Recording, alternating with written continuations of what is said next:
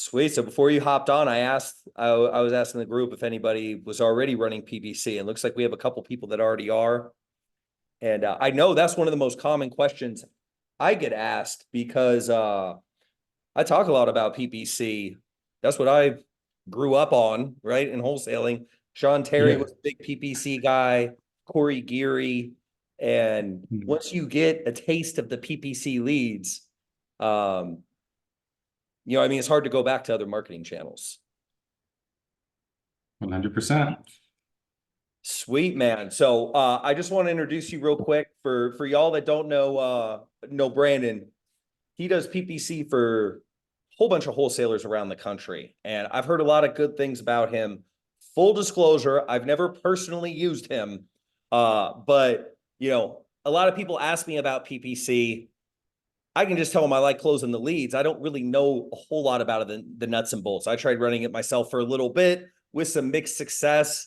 You know what I mean? But, it's like one analogy I've used in the past is it's like having like a Formula One car where when everything's dialed in, it's super fast and super capable, but you can also blow the engine up if you don't have the right maintenance, if you're running it too hard or whatever the case. There's a lot of pitfalls. It's a bit of correct me if I'm wrong, it's a bit of a moving target, right? Because it's always evolving and changing, and it's a marketplace and algorithms and the Google overlords, and there's a lot of moving parts. So I just kind of want to give you the floor, Brandon, and we can structure this however you want. If you want to go through and just spit some game and knowledge and we can soak it up, like I want to save like at least 20 minutes at the end of the hour call where people can ask some great questions, because I know you're going to get the wheels turning for everybody in here. So I just want to give you the floor. And I don't know, do you have a presentation or do you want to just start ripping and running? And we could do it conversational too, if that's better for you.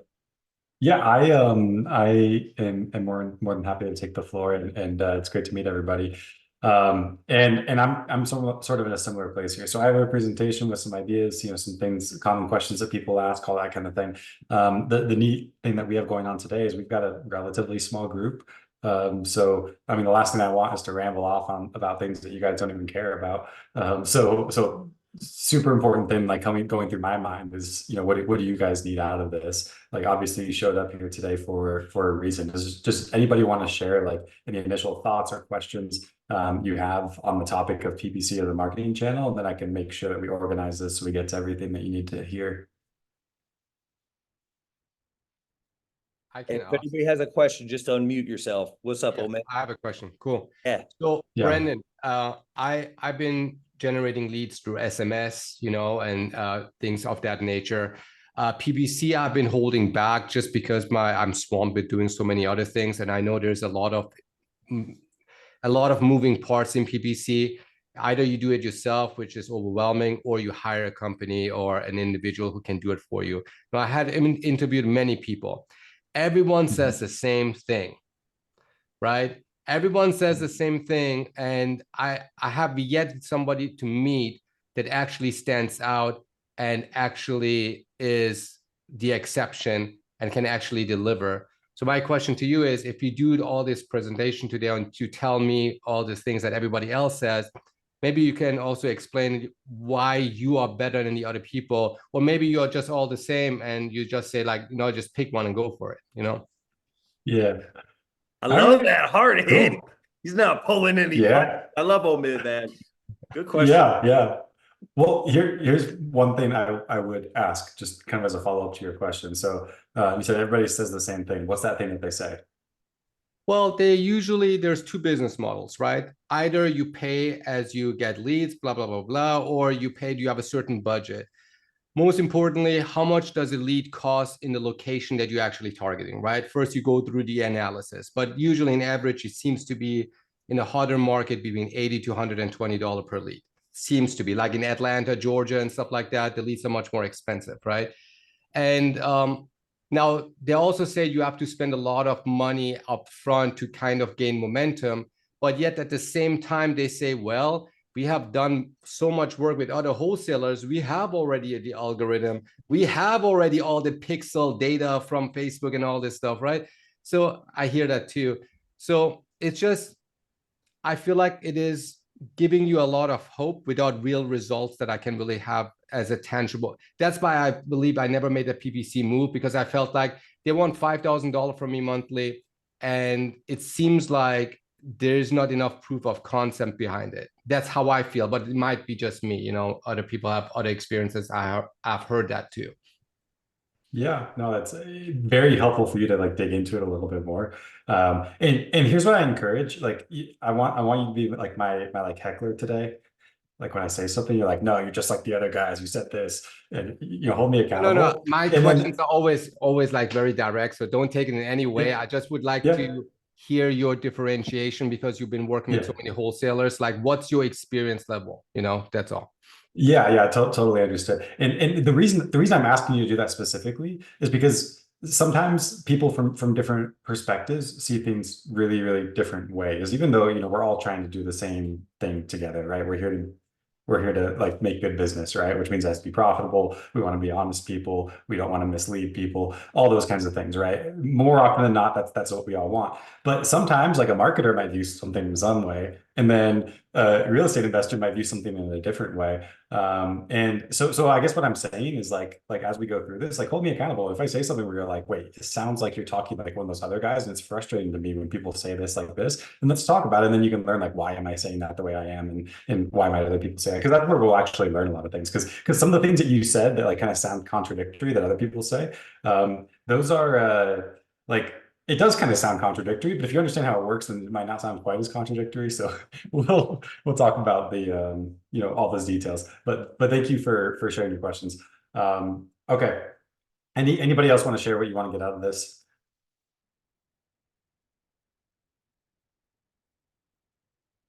Cool. We will get started then, and I'll just do a brief intro into me and my background and that, and then I want to start talking about just a few things. So what I have planned for a presentation today is basically some answers to some of the most common questions and strategic things that we deal with in PPC marketing. Just for context, a little bit about me. I've been doing PPC marketing in the real estate investment space for about 6.5 years at this point. The past 4 years and some change has been exclusively in the real estate space. And then prior to that, I had clients in the real estate space, and I was also doing things in other spaces. So I have some knowledge about like how this marketing works in general across a lot of different businesses, but definitely very specialized just into your specific niche. And that's the niche of off-market motivated seller lead generation, which I'm assuming is your niche if you're here. If I'm in the wrong room completely, you guys can kick me out. But I think that's what you guys do. So that's what I do. I mean, as Richard said, people love this channel for the lead quality. I know, Amit, you talked about how you're doing, like texting for lead gen, for example, and that's going to be, a completely different conversation when you're going to a seller versus they're coming to you. So I don't think I have to sell you like on why PPC is interesting. I think the reality of it is everybody understands why it's interesting, and everybody also understands why it's a really scary thing to do, because things that we just don't understand can be a little bit scary, and nobody wants to invest marketing dollars and not get a return on investment. So I think the more you understand, the more it becomes the devil and are comfortable with. It's never not going to be the devil. I can promise you that. Like that's how marketing is. But I want to today hopefully make this like the devil that you're comfortable with a little bit more, so you understand like why does it do what it does. We right now as a company work with about 190 real estate investors. By our best estimates, last year for our clients, we generated a little bit over $50 million worth of wholesale assignment fees, off of about $9 million in advertising spend. Right now, we're spending about $1.1 to $1.2 million a month on PPC marketing. So I'm super passionate about this channel. I have a team of about 30 people with different specialties kind of within this PPC real estate investment space, stuff like that. I'm trying to think if there's anything else relevant for you guys to know about me before we dig too deep into it. And then the last thing I would share is I'm like a huge data guy. So I'm going to approach a lot of these questions and a lot of what we're talking about today from the standpoint of like, what do the numbers say? I'm the kind of person where when I say something, you can actually take it for face value. And if I don't actually know the answer to something, I'm not going to say that thing. And you're going to find a lot of people who are like really polarizing, that's got to be this way or it's got to be that way. And then I'm kind of the guy that sort of understands both sides. So hope this will be valuable for you guys to see sort of both or all angles of this marketing channel potentially. So that's a little bit about me, my story. I mean, there's more to unpack there, but we'll just move on. Nobody cares. So these are the two things I was going to talk about. So PPC benchmarks and PPC strategy that you need to know. And as I'm going through this, my whole goal for this is just to like get your mind thinking in the right ways to where you start to have kind of the strategic thoughts about PPC that you need to have to start understanding the channel. So please interrupt as we're going through this and ask your questions, because if you have a question, guarantee someone else has that question too. So I'm going to jump right into the biggest question that we get, because this, I mean, what does anybody want to know with the marketing channel? Like, how much do the leads cost and how good are they? Right? That's like number one most relevant thing that people want to know. But this is a really loaded question, so I'm just throwing up here like the most difficult question to answer, and I'm going to try to answer it the best that I absolutely can. But first, before I get too deep into this, help me understand like what business models we're working with here. Do you guys operate like in a single market? Are you doing more of the national model like Richard? Like where are you guys coming from? And throw it in the chat, guys, and we'll open at the chat. Okay, perfect. Yeah, I would gotta say figure out how to get most eyes of on the chat. people on the call are actively doing novations. So with novations, you know, motivation is definitely the supreme factor. You know what I mean? More so than location. And that's another reason why I like the PPC, is you can get, they're pre-targeted for some level of motivation. You know, they cared enough to fill out a form and to go seek out info compared to they received a phone call at 4:30 in the afternoon. Yeah, 100%. Okay, that makes sense. So and PPC actually, in my opinion, is one of the best channels for innovation, specifically as a strategy. The reason being, one of the main weaknesses of PPC is that some of the houses are too nice because you can't really target by. So I kind of think of it as like for a typical wholesaler, there's two things that make a good lead. Number one is motivation, and then number two is distress, often in the property. If we look at novations, the distress on the property is not quite as important, but the motivation of the seller is still very important. And yeah, PPC, like you're not like targeting, like you could get a lead from a house that was built a year ago. It can happen because you're targeting based on motivation, like what people are actually searching into Google. Yeah, looking at the chat here, we've got local market, local, several markets, national, nationwide, single market, local market, national. You guys got everything. Okay, fantastic. Was doing nationwide, but now gearing to multiple counties. Okay, so let's talk about this, because the answer to this question really depends based on a few of those things. So I want to share it to the best of my ability, help you understand what we're dealing with here. So this is a histogram taking you guys back to your college or high school days or whatever, when you learned about all the different cool types of charts we have. You probably haven't seen this too much since. The way it works, we have like these different buckets for the cost per lead. So like between $0 and $50, between 50 and 100, 100 and 150. And then we have our number of clients that have a cost per lead that falls within that range. So this helps you understand. So when somebody asks me how much does a lead cost through PPC, this is what I'm looking at. And as you can imagine, it's kind of hard to answer that question based on this because it varies a ton. If we're talking averages, the average number is about $220, which I'm interested to talk to you about that, Omid, because it's a lot higher than the number that you had said you heard from a lot of other people. So there's different factors here, because lead quality is the other factor. Like one of the biggest mistakes that people make is they assume that like all PPC leads are created equal just because they don't know any better. When the reality is, if you're bidding on like a home value keyword versus we buy ugly houses keywords, those are going to be a really different type of lead quality that you're going to get. And a lot of people don't really look that deep into their campaigns to understand what's going on. So let's talk about like just general like rules of thumb with this data, and why does this vary so much? So all these companies here, these couple companies that are below $50 per lead, they're going to be really cheap lead costs because they're usually really wide geographically. And when I say really wide, I mean like really, really wide. They're likely targeting like the 40 states, and they're targeting statewide across those states. And that's how they're getting the lead costs so low. And there's some pros and some cons to that strategy. Obviously, the lead cost would be the pro. The con would be that you can get leads literally anywhere within that criteria. And usually it's going to skew towards the least desirable areas within that criteria, which is going to be really potentially run down, low ARV, even homes in very rural areas. That's going to be where your competition doesn't want to be. And naturally, it's going to be the leftovers that you're kind of cleaning up for a really cheap cost on Google. As we get a little bit higher here, this $50 to $200 range is really normal for national campaigns that are targeting many different markets.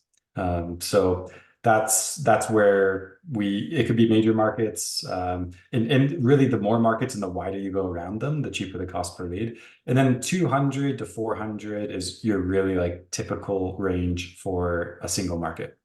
And then we have some of these like more expensive ones. These are going to be like really competitive single markets or markets where you're maybe pushing really hard on budget. And then a lot of these highest cost per lead numbers are your smallest markets, which is contrary to how a lot of people think about this. They think in like it happens all the time. I talk to someone in Phoenix and they say, well, I'm probably going to pay like $800 per lead, right? It's probably super expensive here. Meanwhile, it might not be at all that expensive. And someone else in Richmond, Virginia thinks they're going to have a super cheap lead. And in Richmond, they're paying double what they are in Phoenix. That happens all the time with PPC because Google likes a lot of population to target. So if you can find it in a small market, then it's a little bit more expensive. And don't be fooled by this. This isn't like a graph of like how good our clients are doing. Like I have clients that I know on this graph that are way on the left that are really not doing that well. And I have clients all the way at $700, $800 per lead that are doing fantastic. Because you have to remember, it really comes down to how well do you convert the leads and how much are those conversions worth when you can get them. Like, do you have a low contract fallout? Do you have a high average deal spread, et cetera? I think you really hit the nail on the head with one of those, with several of those points where I've been in a place where someone was just trying to get the lowest cost per lead. But at the end of the day, is how much money are you making? Like, right? If you're making more money overall and paying more per lead, but you're getting more per deal, at the end of the day, we're all just trying to make as much revenue as possible, not get these metrics. Like, you know what I mean? Like, oh, we need to get the lead cost lower, but then you're giving up profit. So sorry, just want to jump in with that. No, you bring up a great point, Richard. And the thing that we deal with all the time is like so Omid, you asked this idea of like, well, everybody kind of says the same thing. What do you guys actually do different? We're looking at like practically, like what do we do different as a company and how it helps us and also screws us is we are obsessed with lead quality. What that means is when we optimize campaigns, we don't care what generates more leads. We're consciously making decisions, usually on a daily basis, to actually decrease lead flow for our clients and increase their profits from a campaign at the same time by kind of just increasing the cost per lead and then dialing it towards leads that are better quality. We do that all the time. So we have to have a lot of conversations with people about how they're naturally probably going to feel about that. Because the moment that the leads start trickling in slower, it doesn't feel right.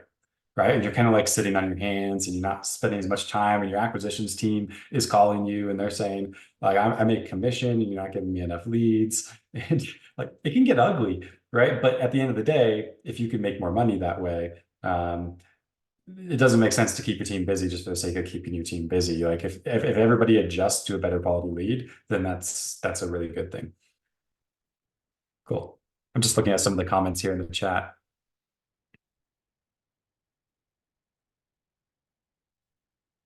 Yeah, that's what we're here for, right? To hear less retail leads and what's my home worth. Yeah, 100%, Chris. So that's the goal. And I don't want to give you the idea that I'm like telling you that like all PPC leads are amazing. They're not. Like you'll get some of the worst leads and some of the best leads you've ever had from PPC. Let's talk about lead quality. So this is again the most objective data that I have for lead quality. How do you know the quality of the lead? You know basically at what rate you can convert it into contracts. So this is our percentiles across our clients that they convert leads into contracts. Meaning 10th percentile would be our worst 10% of clients from a lead conversion standpoint. They would have about 24 leads per contract through Google PPC. Right in the middle is about 15.2. That's what we would call quote unquote normal, what half of companies would overperform compared to, and half of companies would underperform. And then top closers that are top 10% are going to be about 8 leads per contract on PPC, according to our data. I did recently analyze this data by a few factors, like by state, by like rural versus urban, number of miles from the core of a market, the population of the city in which the lead is located.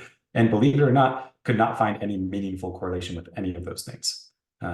There are some correlations amongst the types of searches that people have that bring the leads, because what you'll sometimes find in a campaign is that you really find your niche, like your competitors are going for the best leads and they're overpaying for them. Meanwhile, you can find these leads that are 80% of what those other leads are, but they're half the cost. And that could be a strategy that really makes sense for some people. Or often the strategy is, hey, our competitors are paying the same for all these different types of leads, but we know these ones are more valuable. We're going to go a little bit more aggressive on these ones, and that's going to drive lead quality up. So people always ask, like, what's the best keyword? It's the keywords that your competitors are least taking advantage of compared to what they're worth. And can you understand those things and take advantage of them? But if we're looking for like projection's sake, I could say for like a goal for a company to be lower than 12 leads per contract in PPC is really common. If you want to perform really well, if you're making any projections or something like that, counting on 15 to 16 leads per contract is pretty fair. And yeah, based on these numbers, you can see where where you're doing well and where you're not. Andrew says we should all be top percentile. Yeah, I would love that. There's something about if you have a different exit strategy. Of course, if everybody does that, then nobody well, still percentiles are percentiles, right? Like there's always just going to be a top. And I talk to people all the time. They're like, "Oh, my team's amazing." Like, but the reality is, a lot of our clients have amazing teams. So it's kind of cool to actually like have your leads generated this way and be able to see how you fall along this graph, because some people do a lot better than they think, and some do worse. But you're totally right, Chris. The exit strategies you have are a huge factor of this, and something I've noticed anecdotally that those who just wholesale are going to have a lower lead conversion than those who have more exits available if they know how to use them well, for sure. Cool. Any questions about this, about lead quality from PPC? I can go as deep into this as you want. Do you feel like you have a decent understanding of like factors that affect your cost and factors that affect quality and where those can stand? It's funny because these numbers that you're showing on here, these are the same numbers I heard Sean Terry talk about 5 years ago, same numbers I heard Corey talk about when I did it. And it seems like these numbers have stayed pretty true. It was always like, look, if you got a new guy or someone that's not a great closer, it could be 18 to 20 or maybe a couple more. But when you're dialed in, you should be between 12 and 8 leads to contract. So yeah, no, that's awesome. And you hit the nail on the head too. The difference between someone going for vanity metrics of cost per lead and looking at the widget instead of looking for the bigger picture of we're in business to make more money. And I think that's good. And it speaks that you have that many clients and that much experience where I think you have a pretty deep understanding of what your clients are actually trying to achieve. And sometimes, you know, the thing that is needed to get to the ultimate goal is a painful step. Like you were saying, like having less leads coming in, higher cost per lead. And I've been in that position where working for someone else that's doing PPC, they're like, look, we made some changes to the campaign. The whole acquisition staff's like, oh, great. No leads coming in. Who knows what, because sometimes, you know what I mean? And this wasn't with you, this was with other companies, but there always is those growing pains, but it's just like, you got to take the F1 car to the shop. You know what I mean? You got to watch it. Cause like you're saying, it's a moving target. It's not like this is the best word. It's what's going on in the landscape right now. You know what I mean? And constantly trying to optimize that. So great points there, man. Yeah, 100%. Thank you, Richard. Does anybody have any other comments before we move on from lead quality to location targeting? Yeah, I do real quick here. I just want to make sure I'm understanding this right. So Let's just say, just for perspective, let's just say we're paying $850 per lead, that absolute top tier, right?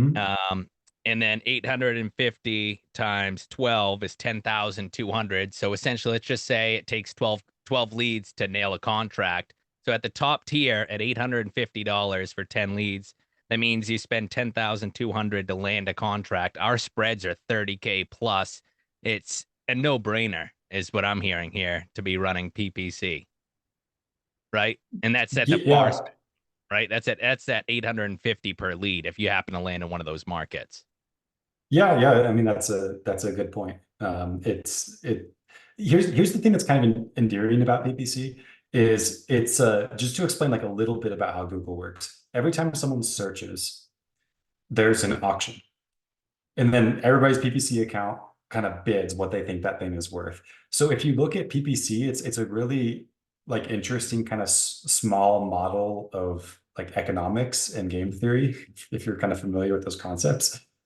Because what happens is, as like, let's just say that's wildly valuable and people are just killing it with PPC, what's going to happen? They're going to spend more money on PPC. And then they're going to talk about it and other people are going to get into it. And then what's going to happen to the price when that happens? It's going to inflate.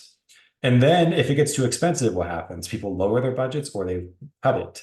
And then it's going to get lower in price. So PPC has this like natural equilibrium price that's sort of always adjusting to what it's worth in the market.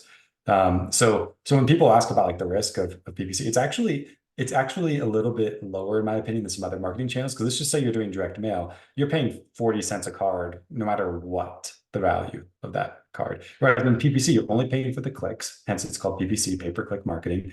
And the amount that you have to pay for those clicks to be competitive is basically similar to what other people have to pay for those clicks to be competitive, which means unless everybody else has an awesome business model and then yours sucks, you'll be able to afford that, right? You have to just be competitive on the back end. That's why like this kind of stuff that Richard teaches, like let's just say you can do more exit strategies and you can novate when other people can't, and then you can close a larger percentage of your leads. Like it's really hard for PPC to not be worth it for you versus people that have less dialed in businesses. What they'll find is their market will be an undervalued point at some point and they'll do okay with PPC. And they'll say like, I had like a 3x return or a 4x return for a little bit there. And then now it went down to 1 or it went down to 0 or whatever. When often what they're dealing with is they should have had an 8x when things were good, and then they should be at a 4 now when things have equalized a little bit more.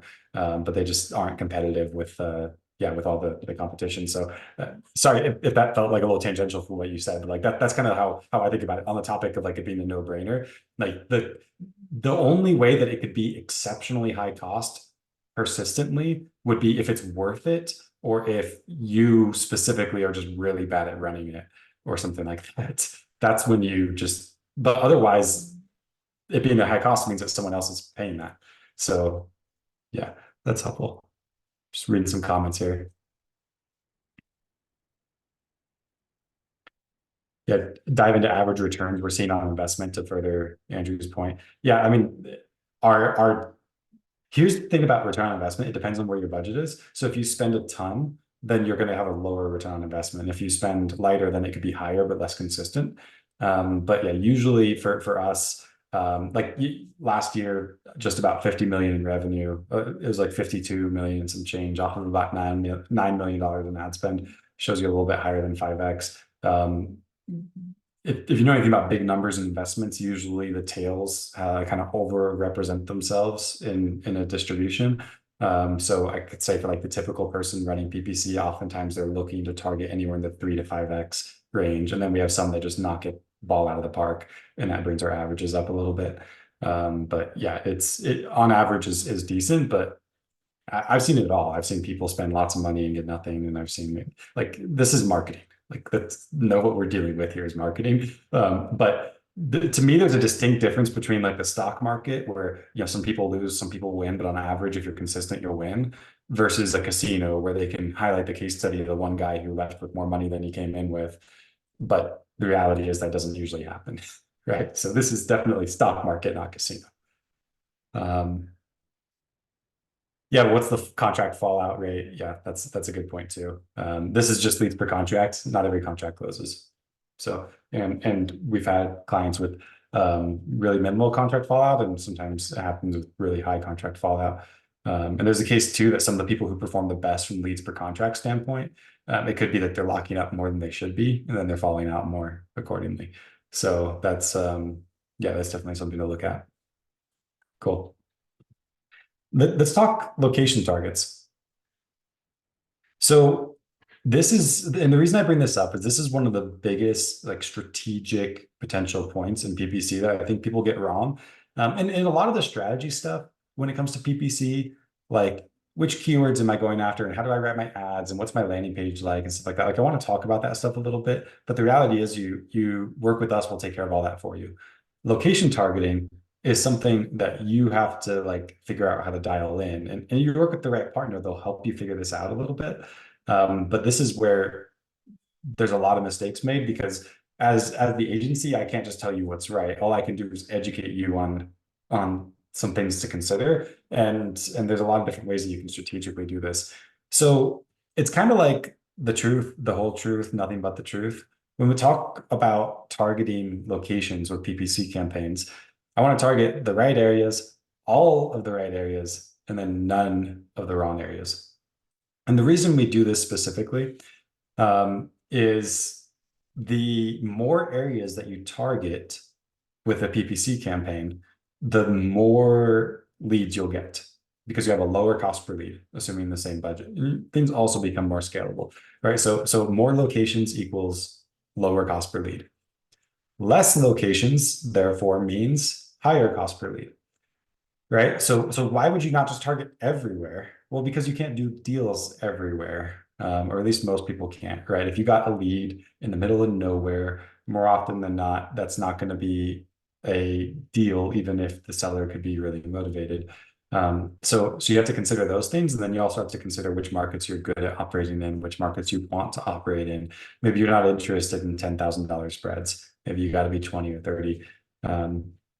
So that's the main thing that I would think about with this. Where people go wrong is they include some of the wrong areas, and they just hope they don't get leads in there. So I can tell you right now, if you run a PPC campaign and you target 9 areas that are good for you and 1 area that's bad, the reality is you're going to get a lot of leads from that 1 area that's bad.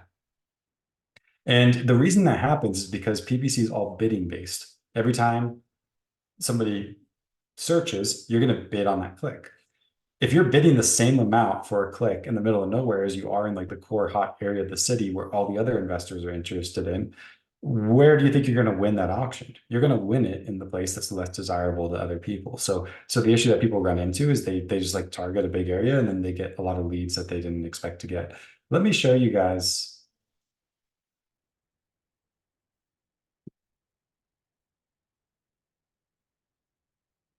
Let me see if I can pull this up.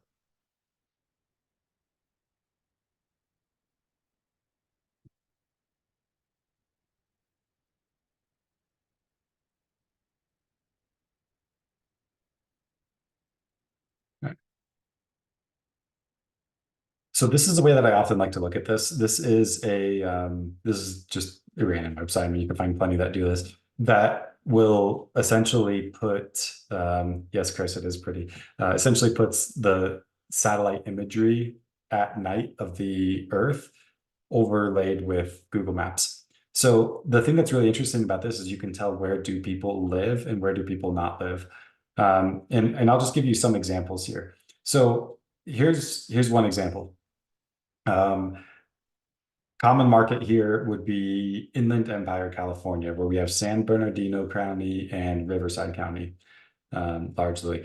These 2 counties, what a lot of people don't realize is while they include this really hot area kind of near Los Angeles here, where you're going to have pretty significant wholesale spreads, they also include all of this desert area, all the way out here to the Arizona border. So if, let's just say for my location targeting, I decided to target San Bernardino County and Riverside County. What that would do is it would just target this massive area. And would I get leads in San Bernardino and Riverside? The answer is probably.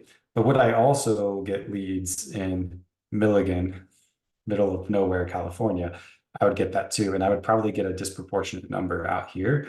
So that's just one example. The other common scenario with this is if I'm doing national targeting, I might do like statewide campaigns and things like that. And this is where people, in my opinion, more often than not will get stuck in this trap of just looking for a lower cost per lead.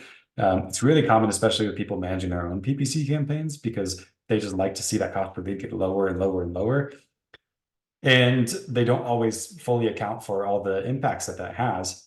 So my favorite way to do location targeting in PPC is to do radius targeting, where based on and if you're in one market and you know your market really well, you just target the areas where you know you can do deals. Like it's that simple. All the right locations where you can do deals, target none of the wrong locations where you can't do deals. That's the most simple way to look at it. However, if you are virtual or national and going into many markets, what I highly recommend is basically figuring out where the borders of the metro area are, which you can kind of see based on the lights here. And you can target these metro areas based on these radiuses. So you can sort of get an idea of like, if we were to get a lead in College Park, that's not Atlanta proper, but it's pretty close. But if we were to get a lead out here in Woodbury, that's probably going to be a lot harder for us to find a way to disposition it. The other aspect with this is the more exit strategies you have that will hit the MLS, like if you're doing primarily novations, you can deal with leads in more rural areas than you would be able to otherwise. Because maybe out there at Thomaston, you could novate a deal, but you might not be able to wholesale a deal because there might be retail buyers, but not cash buyers. So the important thing here is that marketing and your acquisitions and your dispositions all need to be aligned. You have to end up marketing in places where your dispo can actually handle. And I know it sounds really simple, but people don't actually always do it. And it's one of the most common issues that we see with our clients, because with PPC, the goal is to go as wide as you can. But if you push that too far, you're going to end up with a lot of contract fallout, or just with a really high number of leads per contract because you're disqualifying them before they get to the contract point, either of which isn't going to really help you. Does anybody have any questions about like this kind of strategy for location targeting or different things that you would think about?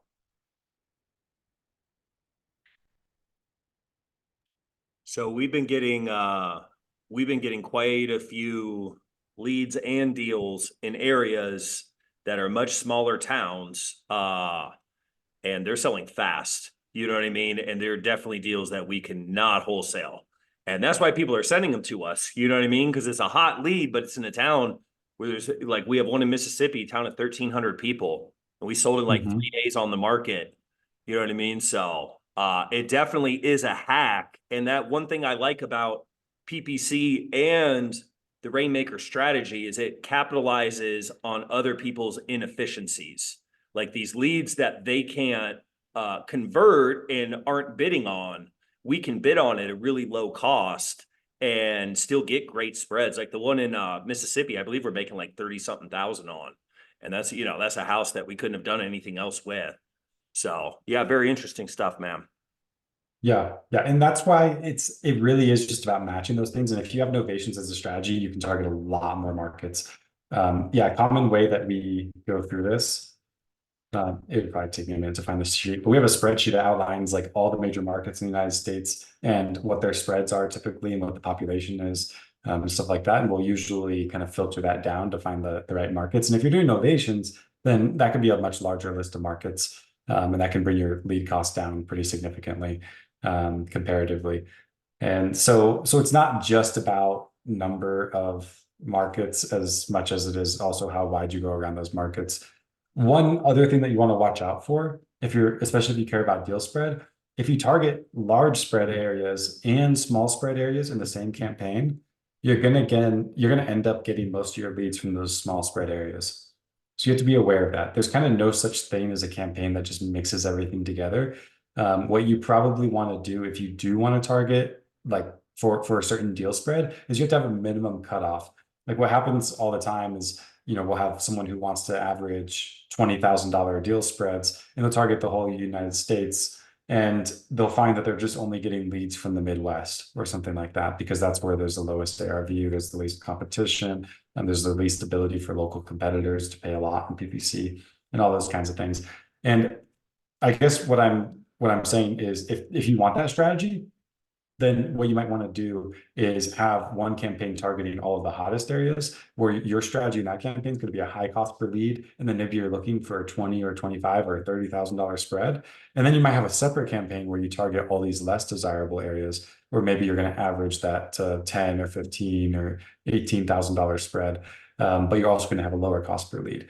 And they're kind of two distinct strategies, and you don't want to lump them together, or else you just end up doing the one without doing the other. Which if you're okay with that, then that's totally fine. All right, let me just check the chat, see if you guys have any other questions. Michael says, would you target only cities instead of counties? So what I would say for this is I actually think targeting cities is actually one of the most common issues that people have with PPC too. Because if I target cities, I'll just give you an example. We were just looking at Atlanta. So a lot of people would just say, I want to target Atlanta. Let's look at what Atlanta looks like on a map. You can see it's this red outline here. It's really tight, right? So you can find some of these areas that are just outside of it that are still really good. Another example close to me, I live in Utah, is like Salt Lake City and South Salt Lake City are technically two different cities if we're looking from like a city boundary standpoint. When people say Salt Lake, they usually mean South Salt Lake is too. But the thing is, cities are really, really narrow, and you can try to like gather the list of all of these, but the reality is you're going to be like missing some gaps in between and stuff like that. So I don't recommend city targeting for PPC usually. And the reason being, it doesn't hit that criteria of the right areas, all of the right areas, none of the wrong areas. It usually means you're hitting the right areas, but it doesn't mean you got all the right areas in your targeting.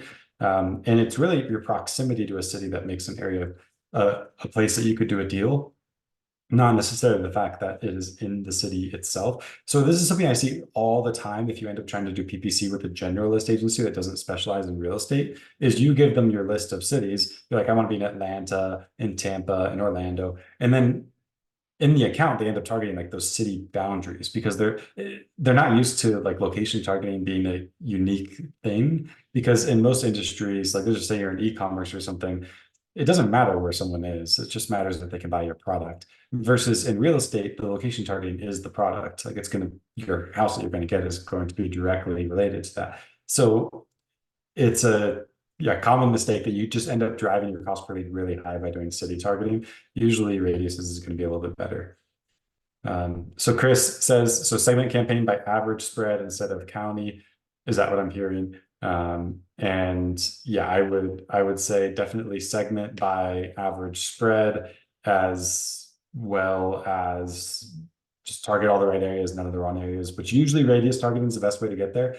County, I'm not saying don't do county targeting. Let's just say I'm a flipper. I've been in Atlanta for 5 years. I know my spots in Atlanta. I've got these 5 counties.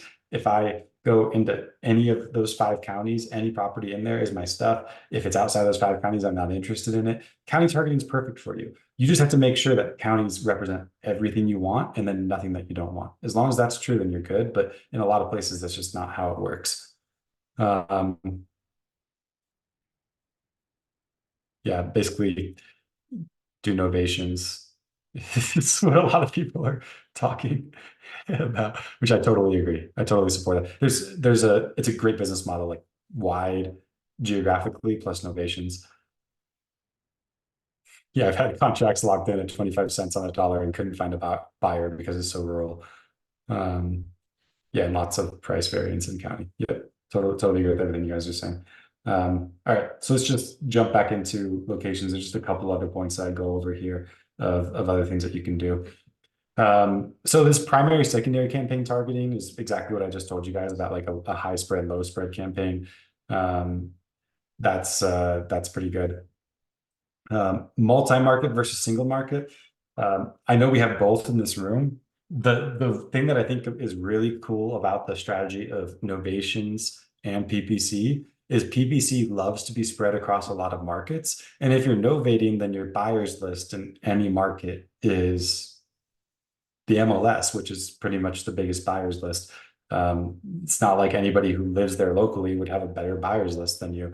So if you look at what happens when you spread PPC across a lot of markets on a national level and you're doing novations, you've essentially got equal ability to disposition to the local competitors, yet you can pay a lower cost per lead than they do. And that's how you'll see a lot of people with that strategy kind of pushing higher return on investment numbers than people otherwise would. So it's a very, very good strategy. With a single market, it's just a little bit different. You just squeeze every drop out of every lead that you can get, and you pay more money for them. And both of those work.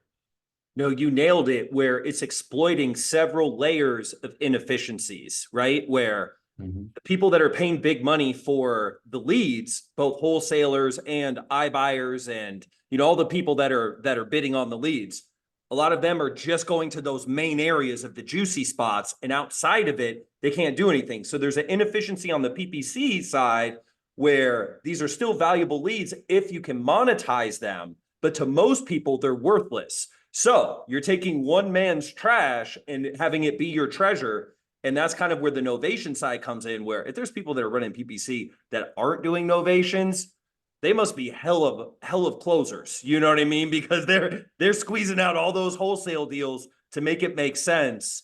I mean, there's probably maybe a 1-to-3 ratio of extra deals that they could be doing if they're able to sell it to retail buyers. And it's still a relatively small community. We got 400 something people in the Rainmaker novation, and there's, I would guess, at least tens of thousands of wholesalers out there, if not more. You know, if you throw in all the newbies too, I mean, it could be 6 figures worth. So yeah, it's very interesting. And that's what I like about anything that's competitive. Like you're saying, like the stock market, right? Is compared to casino where it's predetermined or it's limited, where you can take advantage of those inefficiencies and the stakes are so high that you can exploit it and have it be very profitable and just be crushing it. You know what I mean? It's going to take a lot of other people a lot of time to catch up and catch on.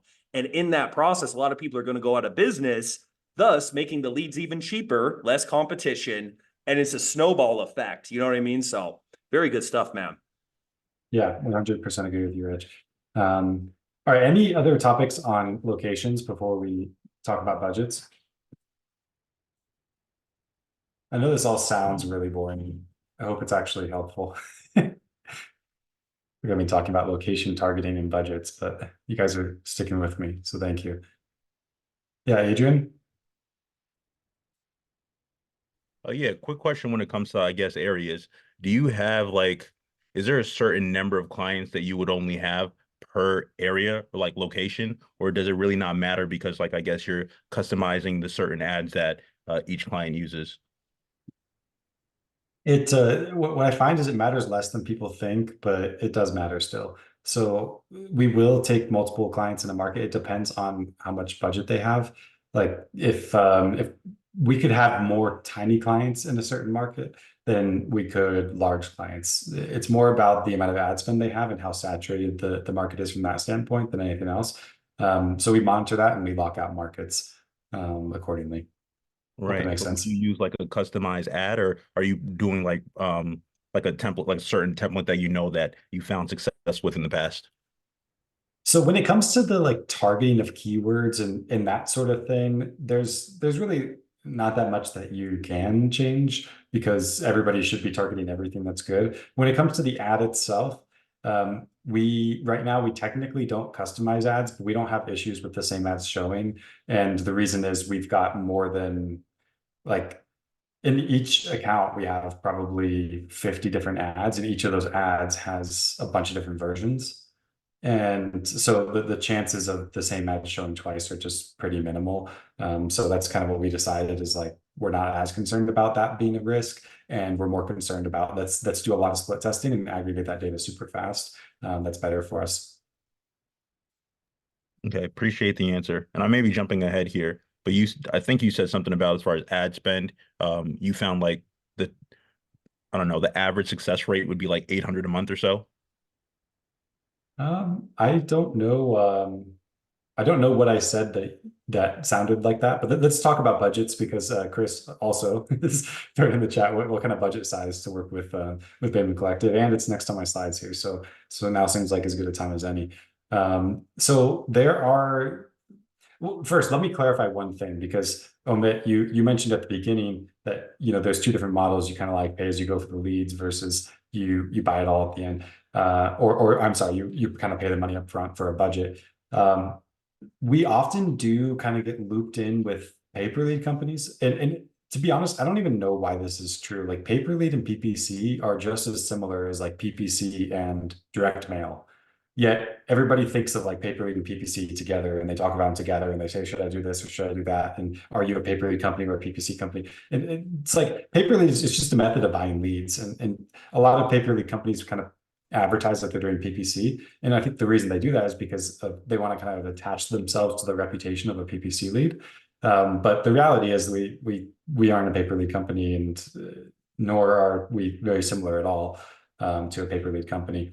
So what that means is with pay per lead, you just pay money for the leads. When you're doing PPC, you're going straight to the source of the leads. So that means that you're essentially under your brand, whatever the name of your company is, you're building a direct relationship with Google where you're an advertiser with them.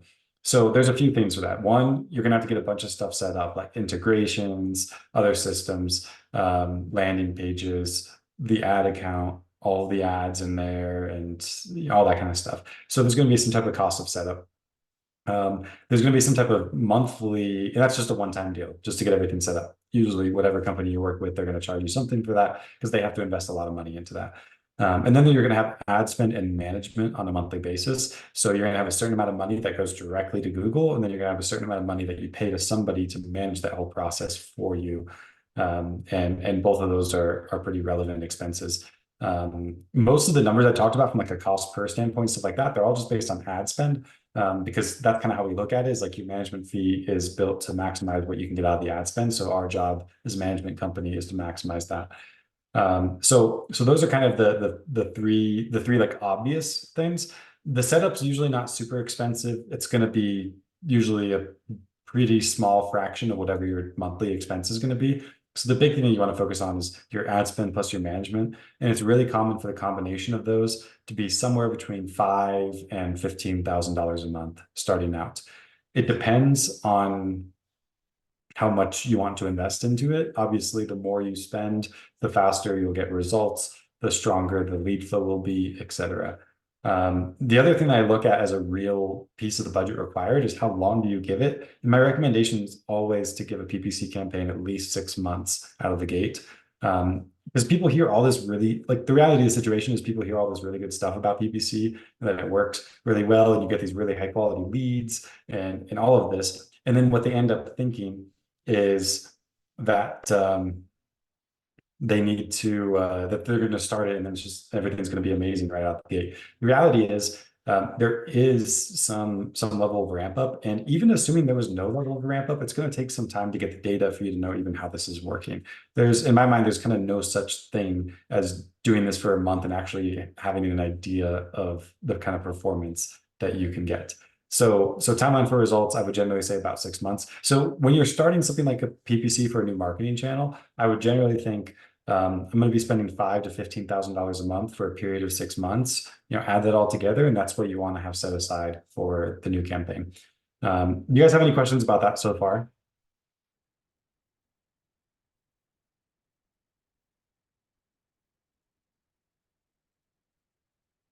Cool. Either everybody is completely blown away by how expensive this is, or it's just exactly what you expected.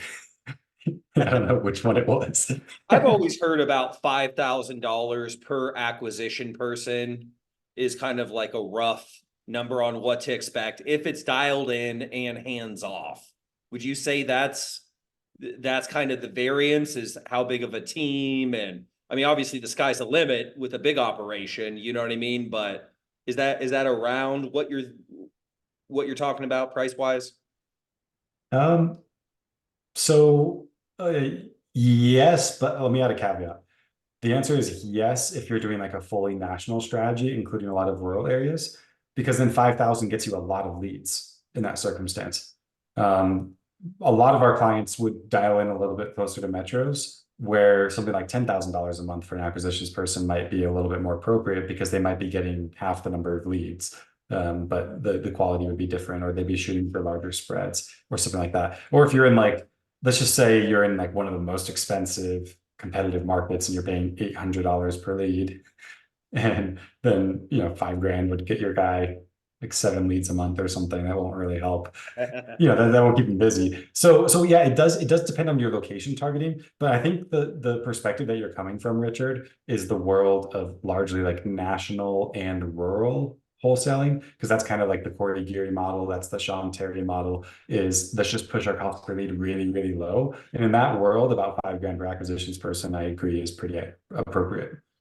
I got you. And also too, a way to shift perspective is like, okay, what do most wholesalers, what are they looking to make per month, right? I would say the minimum most people are looking to make would be like 30, 50,000. You know what I mean? If you have a bigger operation, you need to be hitting 6 figures a month. And I mean, I was always taught if your lead cost is 25% of your total gross, like you're doing really good, like you're dialed in. You know what I mean? So it's like, even if you use that, I don't know how accurate that is today, but if you're trying to make $100,000 a month and you're like, well, I've got a $3,000 a month advertising budget, it's just there's not very many businesses where you can do that are legal, where you can put out $3,000 and come back with $100,000.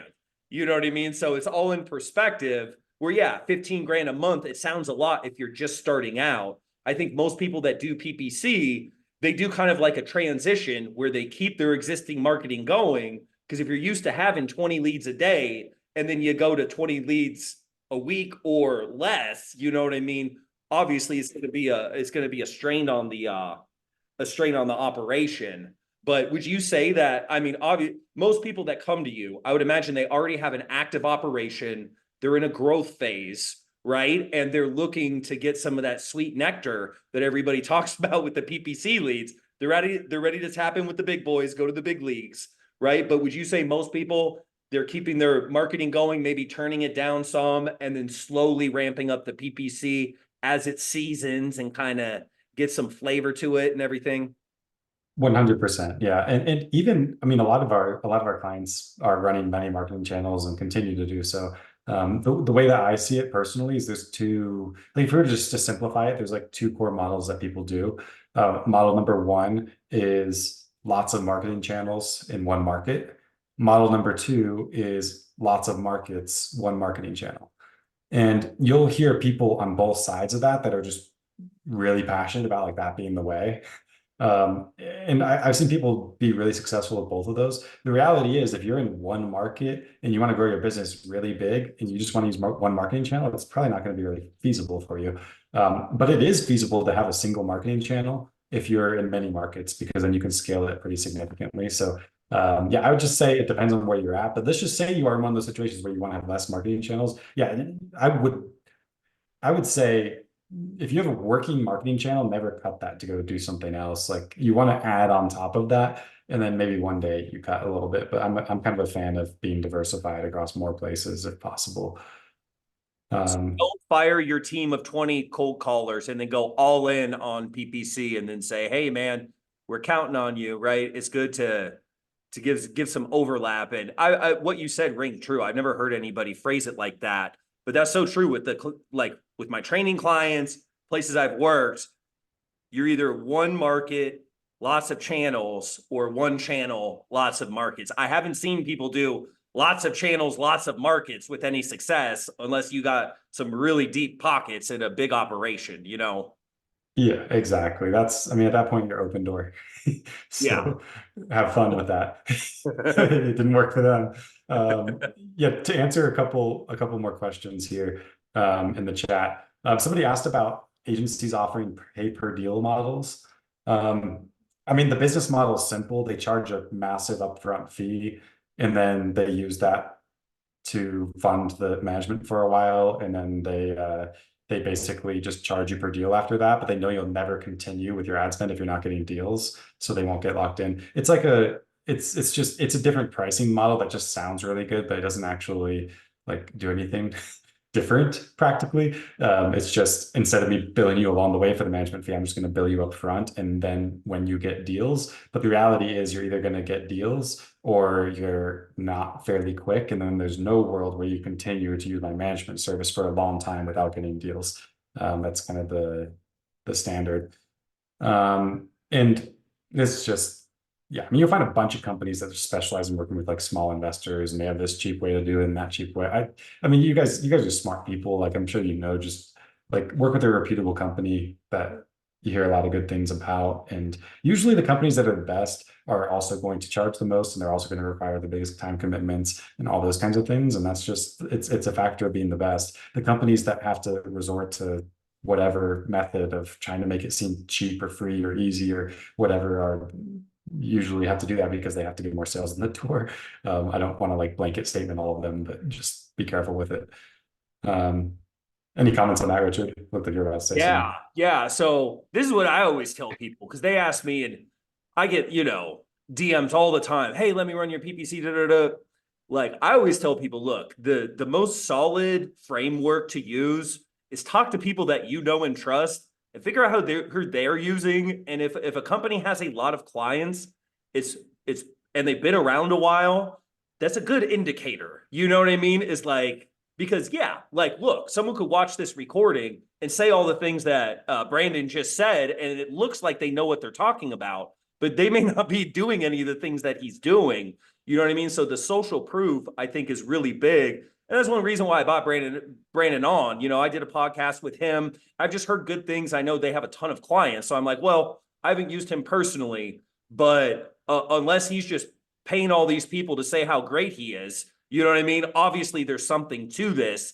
You know what I mean? So using the referral system, I think, is your best bet, because people can say anything and have it sound good. You know what I mean? That's the thing, is you don't know until you're already in bed with them on how they actually perform, because they can tell you, oh yeah, money back guarantee, da, da, da. But once the money's gone, you know what I mean? Especially if it's someone just sliding in your DMs randomly. I mean, that kind of says something if that's how they need to market. You know what I mean?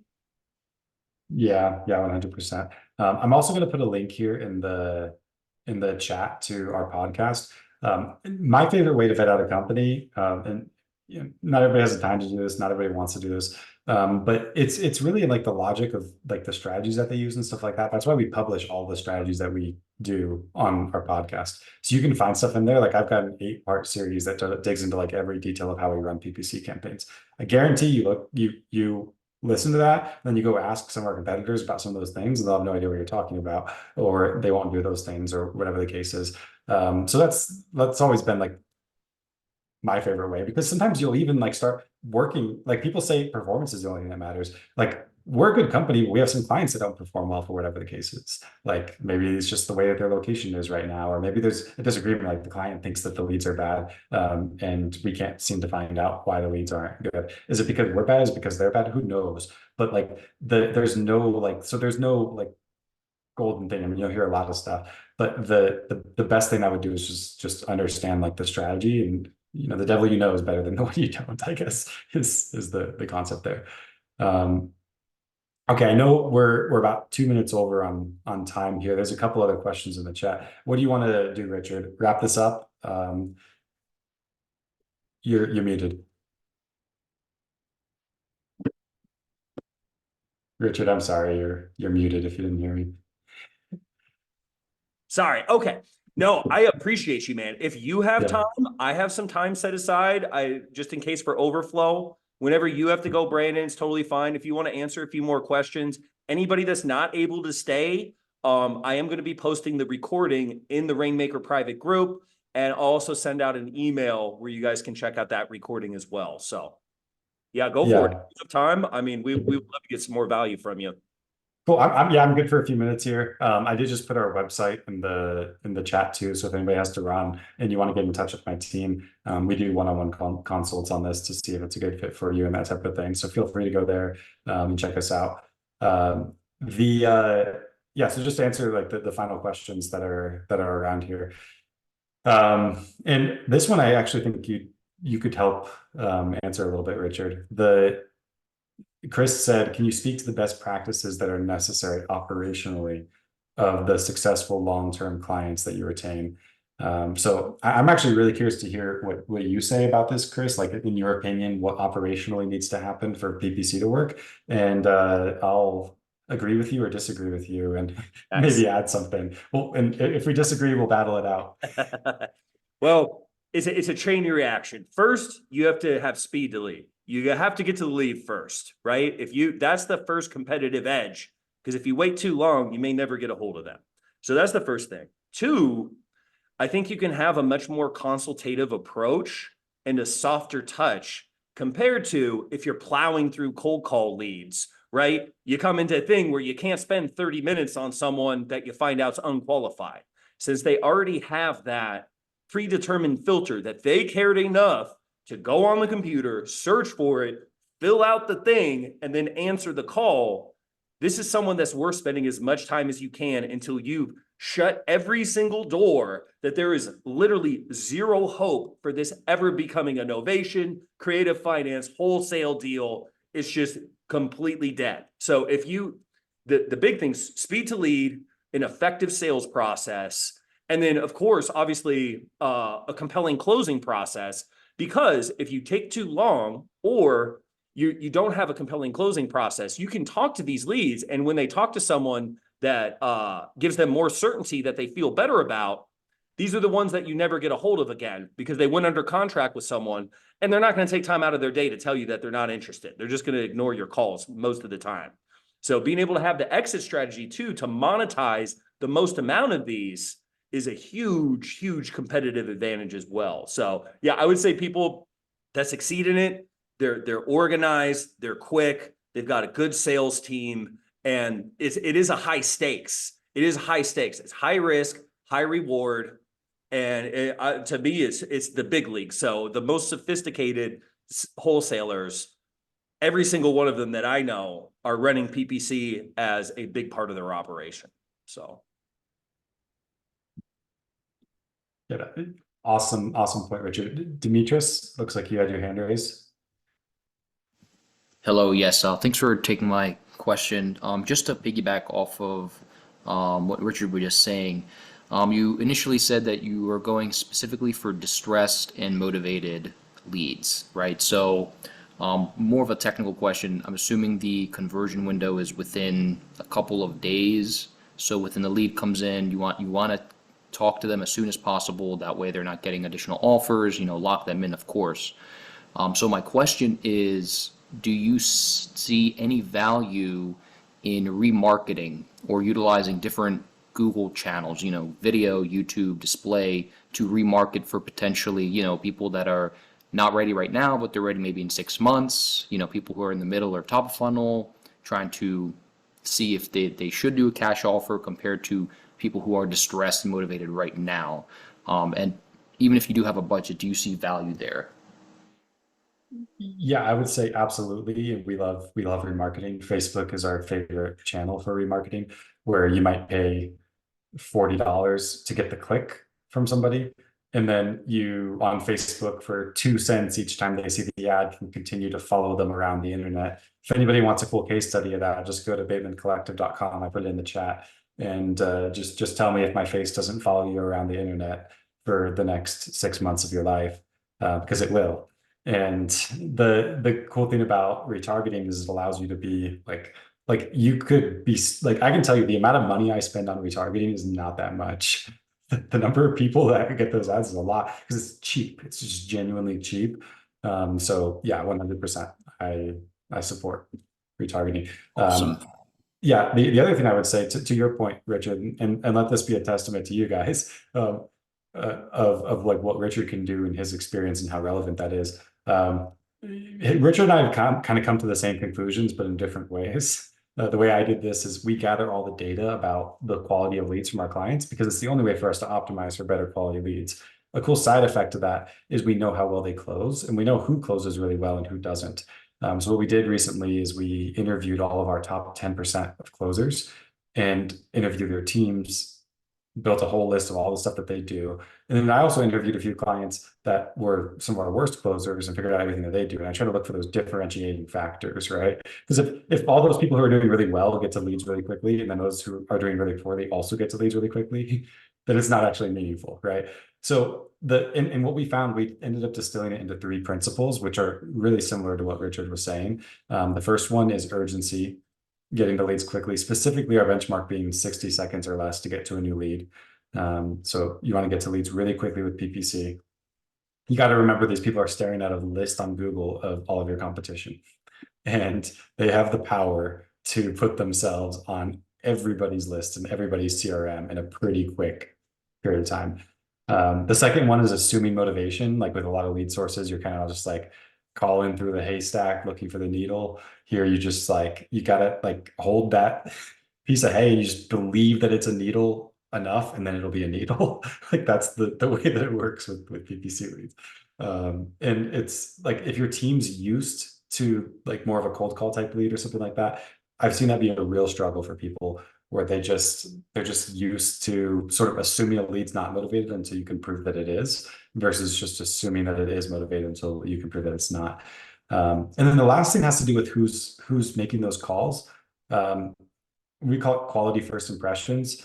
The idea that you should have somebody making the calls that is qualified and even potentially a closer, not just a VA. A lot of people view like a lead manager as being your screen for acquisitions to prevent them from having to waste their time with bad leads. You don't have to worry about that quite as much with PPC leads.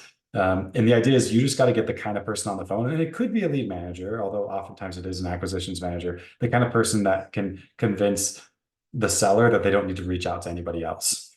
Because you realize they're like, so many times like people have this big pain, and they have that pain now, and that pain right now drives them to Google to try to solve their problem. And then the person that they talk to doesn't solve their problem. They just set an appointment to solve their problem later.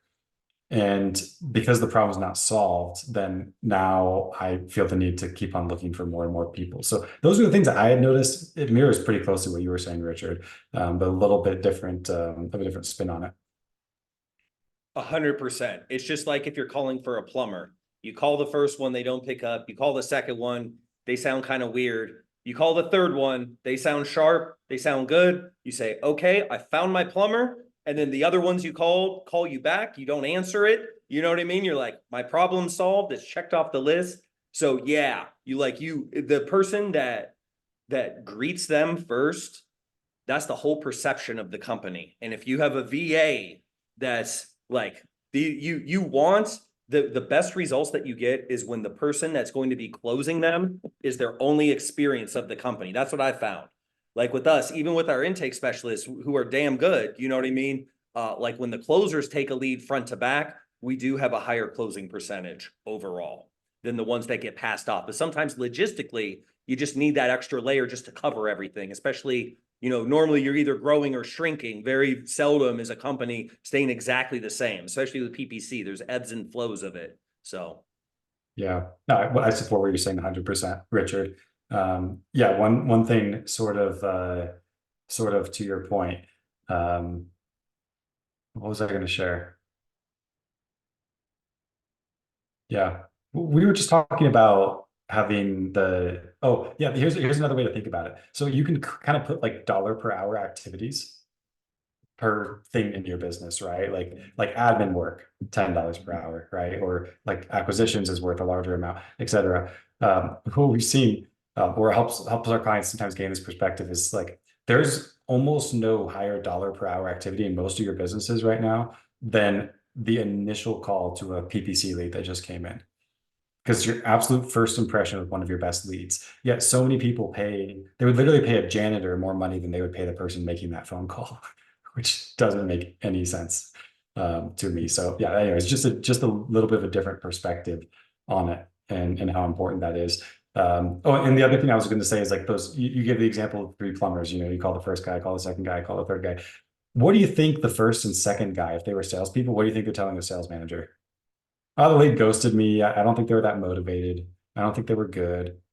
Yeah. Meanwhile, yeah. yeah. Meanwhile, he's signing a contract with your competition, and that's why he's not answering your phone calls, right? So you just have to be so careful of like, if you're making bad first impressions, how does it show up? It shows up and you feeling like your leads aren't good. And that's such a dangerous place to be in, because then you start blaming the marketing channel when the reality is like you need to change. So yeah, it's really fascinating from like my perspective, just seeing like, because we work with so many different companies and seeing some of them how they like close really, really well and some don't.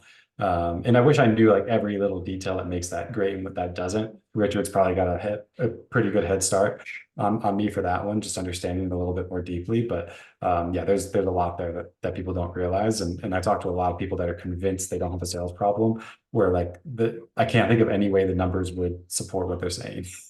So they're like getting the same kind of leads from the same kind of keywords, and they're just not closing them. And they say those leads are bad. Meanwhile, someone else using the same kind of landing page with the same kind of keywords and the same kind of ad copy in the same kind of markets is closing them like crazy. And mindset makes a huge difference.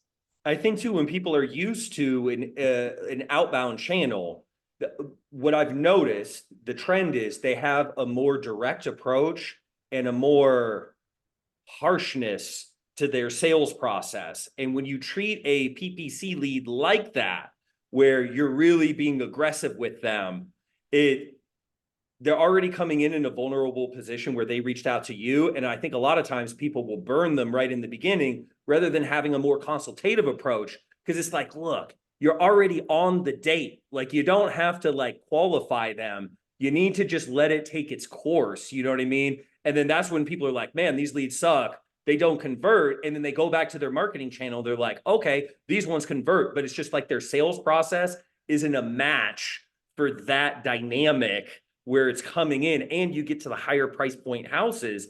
Also, you need a softer approach. You can't beat someone over the head the same way as, you know, someone that's got a junker house that's $60,000 versus a $600,000 house. The person's a professional. They're a boss at work. They're not used to people talking to them crazy. You know what I mean? You have of course, as wholesalers, it's never us because we've gotten deals done in the past. You know what I mean? So obviously we know what we're doing, but it's a different dynamic.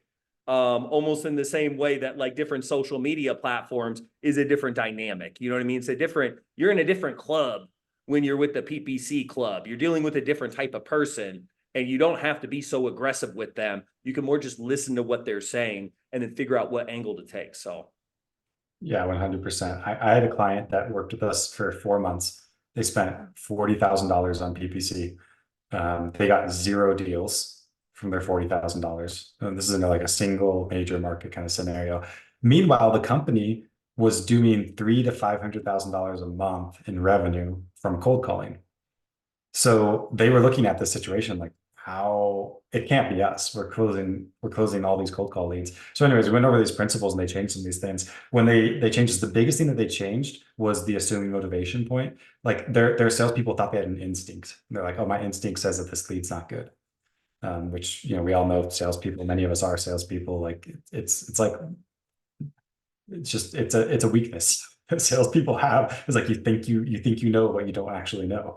And sometimes you think the lead's not good when it really is. So they changed it. And what they just changed is they just said, like, you just got to go on the appointment no matter what. This is, again, like a local market company. And the next 4 months, they spent another 40 grand on PPC. They got a similar number of leads to what they had before. This time they closed 17 deals, averaging $30,000 on each deal for about $500,000 in revenue from their 40 grand in PPC. And they just got to leads quicker, and they just went on the appointment no matter what. And that's what made the difference. Well, the cold call good leads, right, are the low hanging fruit because they've passed through the harshest filter of dealing with a VA, then dealing with a lead manager, then dealing with a closer. Yes. Like, you know what I mean? That like, it has to be super motivated to pass through that filter. So you get used to, you're like, wait, no, I know what a sale sounds like. It's someone that's looking to sign on the dotted line. You know what I mean? That's desperate. And with PPC, it's veiled. They're not showing their whole hand, but we already know their hand because they filled out the thing. You know what I mean? And people that don't want to sell, I mean, there's a spectrum of how motivated, but you're not going to find anyone that has no interest in selling their house and doesn't want to talk to you on a PPC. So yeah, no, you hit some good points there, man.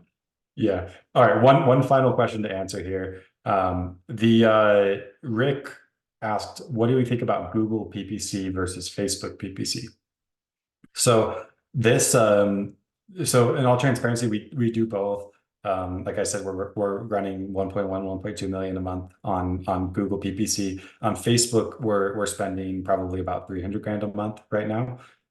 So we are spending less. I'll tell you about like why we spend money there and when we spend money there.